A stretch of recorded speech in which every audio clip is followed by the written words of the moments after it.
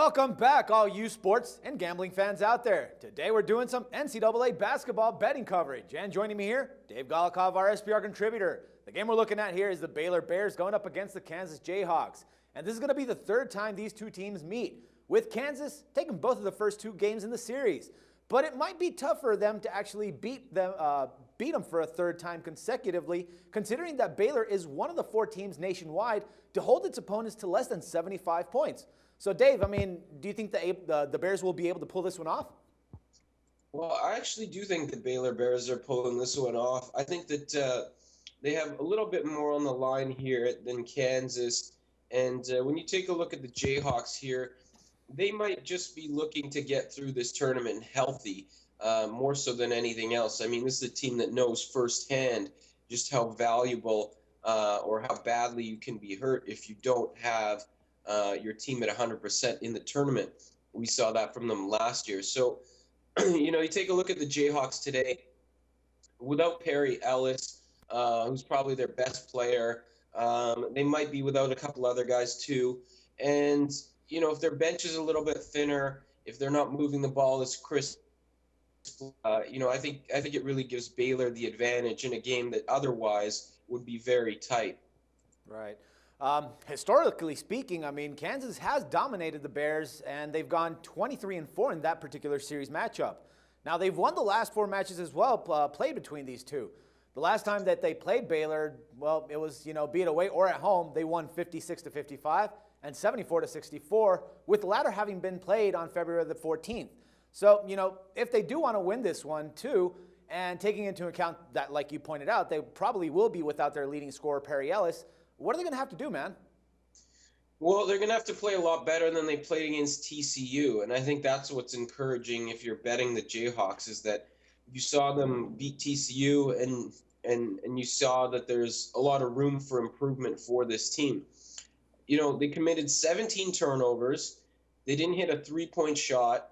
They missed 11 of 29 free throws. I mean, we're talking about a lot of points left on the table right there. And if they come back and play a lot better, then yeah, I think they can compete with Baylor here. The other thing too, if you like Kansas here, you're probably telling yourself that this is a team with a lot of depth too. Kansas is probably the best. I'd probably say they're the best team in the Big 12, or what? They're up there, and they're one of the few teams that has the depth to take a hit like Ellis and maybe Cliff Alexander. So those are the two main things that you're looking at if you're betting on Kansas, is that they have a lot of room for improvement after their first performance, and that they have the depth. But other than that, I actually think that the arrow here points to Baylor. All right, interesting that you say that. The Jayhawks, I mean, they're not getting that much confidence, as they're only being favored by one single point.